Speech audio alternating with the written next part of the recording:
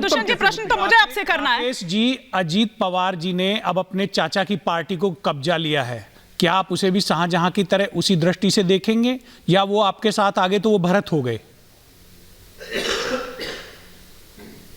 मुझे लगता है कि अजीत पवार जी की पार्टी को लेकर के अजीत पवार ही जवाब देंगे। भारतीय जनता नहीं, आपके एनडीए के सहयोगी हैं। जब आप समाजवादी पार्टी के ऊपर टिप्पणी कर रहे हैं, आपने अखिलेश यादव जी के ऊपर टिप्पणी की, तो आपको बताना चाहिए कि राष्ट्रवादी कांग्रेस पार्टी का भतीजा चाचा के पीठ में खंजर मार के उनके पूरे जीवन की कमाई से बनाई हुई पार्टी को लेके चंपत हो गया। क्या वो शाहजहां है? वो भी शाहजहां है। चलिए ठीक है, आपका सवाल हो गया, आपको जवाब भी मिल गया। हालांकि अवस्थी जी भी कुछ कहना चाह रहे हैं, चाचा भतीजे का उदाहरण मैं वो जवाब लूंगी। अरे भैया, चाचा भतीजा भी तो एक ही परिवार है भाई। जी, अयोध्या के मसले पर, अयोध्या के मामले में धर्म और आस्था की बात आ जाती है। वहां पर वो व्यक्तिगत विषय हो जाता है, निजी विषय हो जाता है, या निजी आस्था हो जाती है।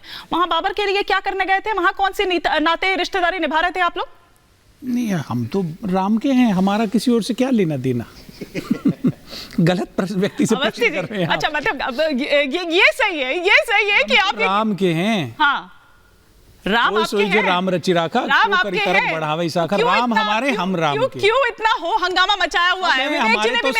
हमारे मित्र लोग तो भारतीय जनता पार्टी के नेताओं से पहले हो आए अयोध्या। सुन लो अब दुष्यंत सुन लो, अगर सचमुच भगवान राम के होते और न सिर्फ भगवान राम के सनातन धर्म, गांधी का निर्णय ये कहना कि राजनीतिक इवेंट है, इसकी आलोचना करिए।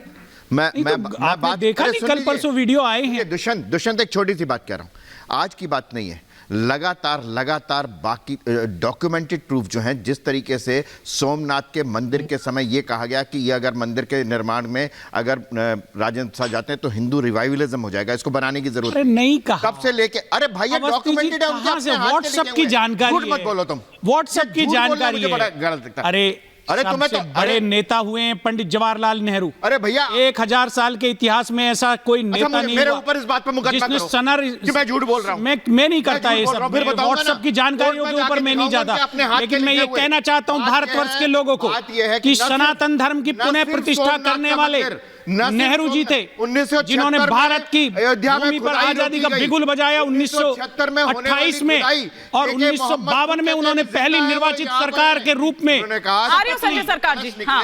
तो वहां पर 76 में खुदाई रोक दी गई। ठीक है, वहां पर आज तब से लेके अब तक लगातार, एक बार नहीं। और मैंने आपको बताया कि हर नेता, वो जो कर्नाटक का नेता है, वो जो कहता है हिंदू धर्म का अर्थ है, इनके जो अलायंस वाले हैं वो कहते हैं कि हिंदू धर्म। अच्छा, उसमें भी तो कंफ्यूजन है ना अवस्थी जी। अपने युवा कांग्रेस के नेता पूर्ण स्वराज्य का नारा भारत में अगर किसी ने दिया करते हैं तो वो बात बड़ी साफ सी है, जवाहरलाल नेहरू, ये बात बड़ी मान लेनी चाहिए, बात बड़ी मान लेनी चाहिए कि कहा कि हम कांग्रेस ने, जिसने 1966 में साधुओं पर गोली चलाई, सैकड़ों साधु मारे गए, नई दिल्ली में संसद के सामने गठन हुआ, ऐसा हिंदुस्तान में ना पहले कभी हुआ ना बाद में। क्या है ना सर, आप लोग तय ही नहीं कर पा रहे हैं। संजय सरकार भी कुछ रिएक्ट करना चाह रहे थे। संजय सरकार जी, आप लोग दरअसल तय नहीं कर पा रहे हो, क्योंकि आपके आधे जो आपके एलाइज हैं वो तो ये कह रहे हैं। एक सेकंड, आला कमान कुछ कहता है, आपके जो छोटे नेता हैं वो कुछ कहते हैं, वो किसी तरह से रिएक्ट करते हैं दुष्यंत जी। लेकिन संजय सरकार जी,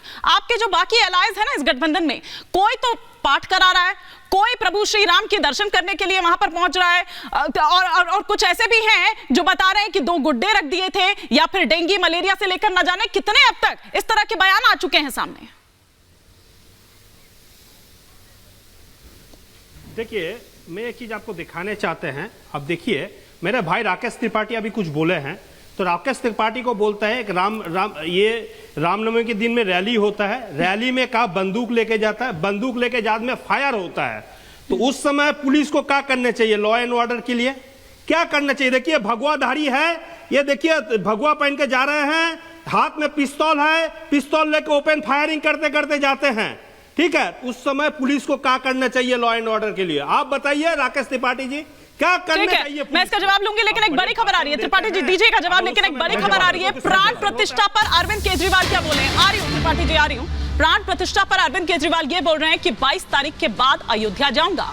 ये केजरीवाल कह रहे हैं कि सह परिवार अयोध्या जाऊंगा। प्राण प्रतिष्ठा के लिए चिट्ठी आई थी, लेकिन औपचारिक निमंत्रण नहीं मिला है। अब चिट्ठी आई थी तो फिर उसके बाद कौन सा निमंत्रण चाहिए? मुझे ये समझ नहीं आता है कि प्रभु श्री राम क्या खुद आकर निमंत्रण देंगे, क्या वो निमंत्रण स्वीकार होगा? इससे पहले अखिलेश यादव जी का भी इसी तरह का बयान सामने आया था। अब देखिए नहीं ठीक और वो सुंदरकांड का पाठ करा रहे हैं, बुलाने पे नहीं गए हम। सुंदरकांड का वो व्यस्त राजनीति में राम मंदिर कहाँ जाएंगे? प्रमुख सहयोगी इस देश के द्वारा संविधान, इस देश के संविधान की बनाई हुई संस्था के सामने नहीं जा रहे होगा। एक बात तो क्या जाएंगे वहाँ पर?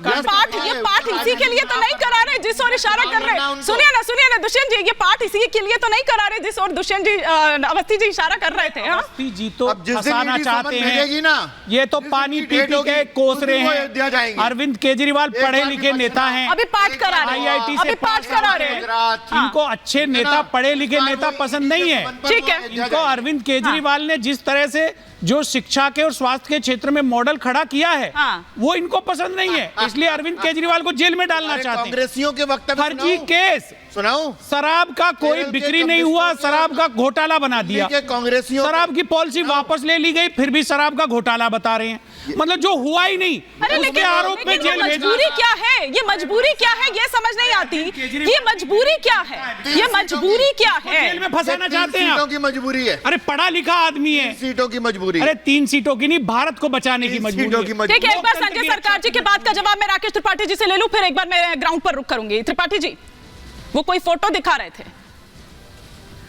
देखिए, एक तो केजरीवाल जी पर पहले मैं जवाब दे दूं कि केजरीवाल जी भी अब उस फेहरिस्त में शामिल हो गए जिन्होंने निमंत्रण को ठुकराने का काम किया है। अखिलेश यादव जी तो जिद पर अड़े थे कि मैंने अपने पिताजी के लिए जो लंदन वाली बग्घी मंगाई थी वही लंदन वाली बग्घी मेरे लिए भी भेजो, तभी मैं दर्शन करने के लिए जाऊंगा, बिना बग्घी और बिना पालकी के। अरे वो आ रहे हैं, लेकिन त्रिपाठी जी ये बहुत बड़ी बात नहीं है। नानी की कहानी आपको याद नहीं चल पा रहा है? ये प्राण प्रतिष्ठा का कार्यक्रम नहीं है। नहीं, उनकी नानी की कहानी याद नहीं है आपको, जब वो ये कहते थे कि वहां मेरा राम कैसे बच सकता है?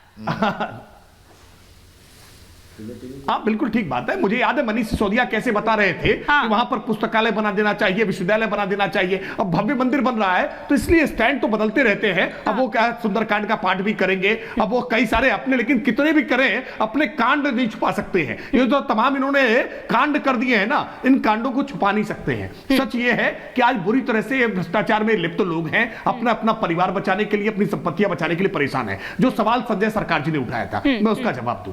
ये भगवान श्री राम की जन्मभूमि है, ये भगवान श्री कृष्ण की जन्मभूमि है, ये भगवान की जो हमारे देवी देवताओं, हमारे इष्ट की जन्मभूमि है। क्या हम उनके जन्म जयंती के कार्यक्रमों पर यात्राएं भी नहीं निकाल सकते हैं? यात्राएं निकालेंगे तो उन पर पथराव किया जाएगा, और पथराव से बचने के लिए, आत्मरक्षा के लिए अगर कोई हथियार लेकर निकलता है तो ये परिस्थितियां क्यों उपजी हैं? इसको सोचिए। मैं बिल्कुल मानता हूं कि किसी शोभा यात्रा में कोई हथियार नहीं होना चाहिए, लेकिन आप जान से मारने का षड्यंत्र लेकर के बिहार से लेकर के बंगाल तक रामनवमी के शोभा यात्राओं पर, जुलूसों पर किस प्रकार से पथराव की घटनाएं होती हैं, राज्य सरकार अपने दायित्व का निर्वहन करने में पूरी तरह से विफल हो जाती है। ऐसे में जनता अपनी सुरक्षा स्वयं करने के लिए अगर हथियार उठा लेती है तो ये किसका फेल्योर माना जाएगा? क्या ये ममता बनर्जी सरकार का फेल्योर नहीं है कि रामनवमी के अवसर पर कर्फ्यू लगाना पड़ता है, दुर्गा प्रतिमा विसर्जन के समय पर कर्फ्यू लगाना पड़ता है? हमें अपने इष्ट, अपने आराध्य, अपने व्रत त्योहार, अपनी परंपरा, अपने रीति रिवाज बनाने के लिए हमको कर्फ्यू झेलना पड़े, पथराव झेलना पड़े।